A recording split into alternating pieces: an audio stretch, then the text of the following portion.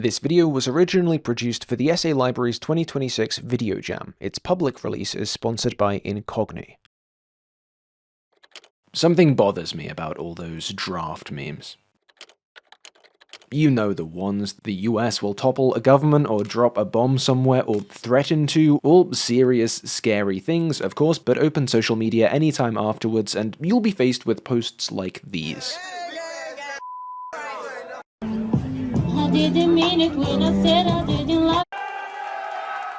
Well, depending on your algorithm, because instead, or as well, you might just see the opposite. It's not World War III. There will be no draft. No, look at the time. It's nothing ever happens o'clock.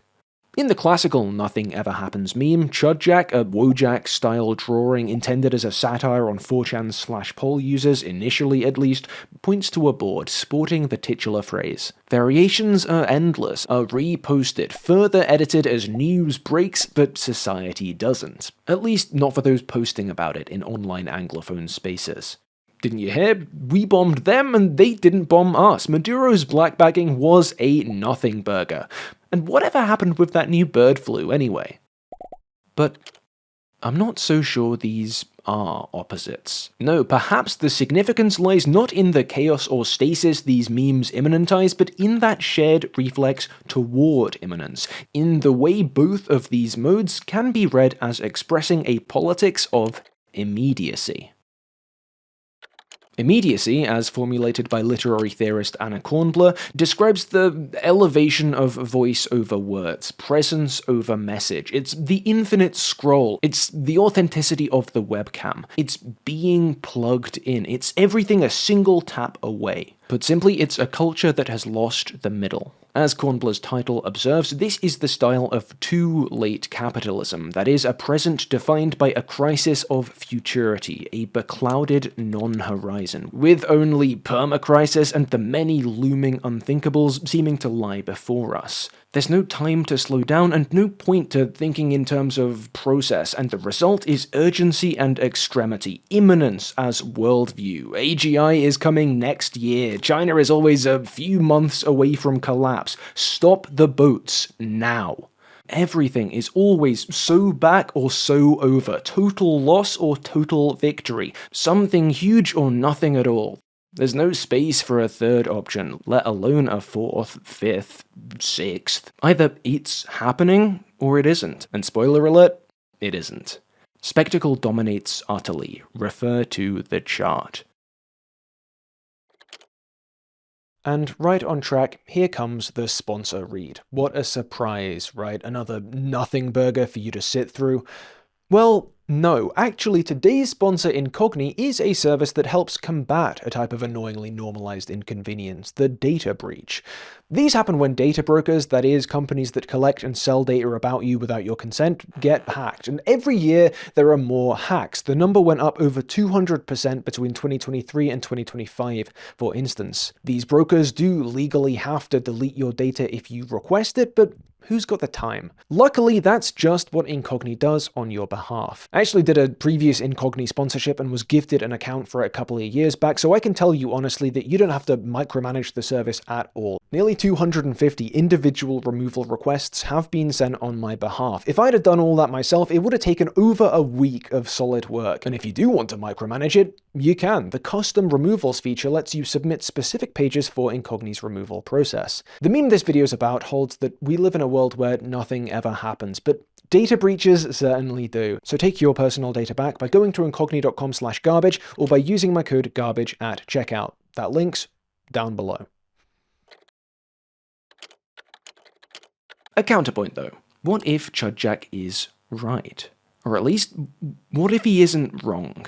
If there are, as Lenin once claimed, decades in which nothing happens and weeks in which decades happen, it's hard to argue that generally, what we've seen of the 21st century so far falls into the former category. The true answer here is a rejection of Lenin's dichotomy. Things have continued happening, of course, even if we limit our scope to the geopolitical, but Compared to the first 20-some years of the 20th century, for instance, it's hard to argue that a lot of those happenings read more as continuations than as radical breaks. To take one example, many have drawn links between Russia's invasion of Ukraine and the Yugoslav wars, and the genocide in Gaza is an evil beyond words, and since 2023 the scale of it is new, but this too is far older than our century. Even domestically, socially, economically, stasis is hard to escape. Movement after movement fails to produce the spectacle of progress, withers, fizzles out. Those things that have happened widely enough to be undeniable, to Chudjack, to Instagram, to 4chan, have happened slowly, incrementally, snowballs picking up weight over years, decades. There are no smoking pistols, no flashes of light. Despite prime conditions, no ignition. It's as though something's blocking the reaction, something's wet the fuel, or rather that nothing has. That the problem isn't nothing happening, but nothing happening. There's a story in Stanislaw Lem's sci-fi collection The Cyberiad where the constructor Troll builds a machine that can do anything starting with the letter N. Initially, the device works fine, producing needles and negligées and narcotics, but a spanner's thrown in the works when Troll's rival Clypacius asks the machine to do nothing. Everything seems the same at first, and Clypacius delights in having embarrassed Troll, but soon they realize the machine isn't doing nothing, but doing nothing, and one by one, various things were removed from the world. The constructors are able to stop the machine before non-existence triumphs fully, but it's something of a Pyrrhic victory. To this day, the world has remained honeycombed with nothingness, Lem writes. A distinction is drawn then between run-of-the-mill nothing, the result of idleness and inactivity, and a dynamic, aggressive nothingness, lack, absence, stasis as a generated thing. So maybe nothing happening is, in some sense, an active process. Maybe our too late capitalism produces and circulates negation, like smog, like pesticides, like microplastics, too prosaic and too close to be seen under normal circumstances, like the water in Bikini Bottom, only becoming perceptible in abnormal conditions. It's significant that the Nothing Ever Happens meme took on its current form in the years immediately following 2020, the year where the world paused, when for the first time large sections of the working population had time and space away from their non-essential work, had the opportunity to reflect on that work's non-essentiality, when for a moment the smog lifted from before the mountains. This isn't really Chudjack's point, though, is it? To refocus, to place our emphasis on the nothing may be a productive move, but it is also to ignore the general emphasis on the happening, or lack thereof, and the emphasis on the specific, abortive happenings occasioning the meme's posting. Well, supposedly abortive.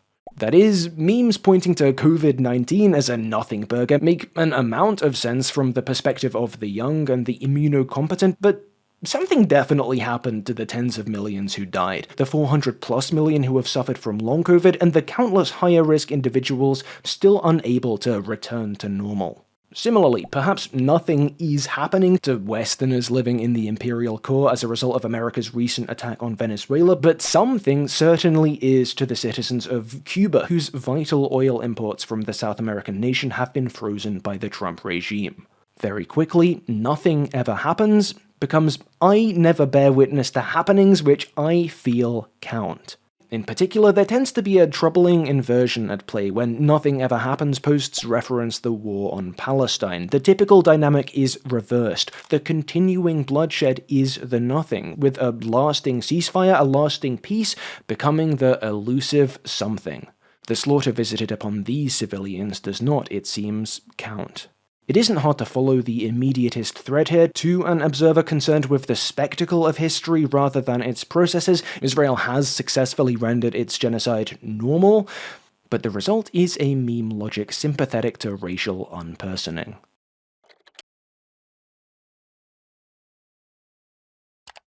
Irony alone is no savior. Again, our star is Chudjack, implicitly a mockery of the type of /poll user to espouse that short-circuited meme logic consciously, and that helps, especially when posters lean back into this mockery.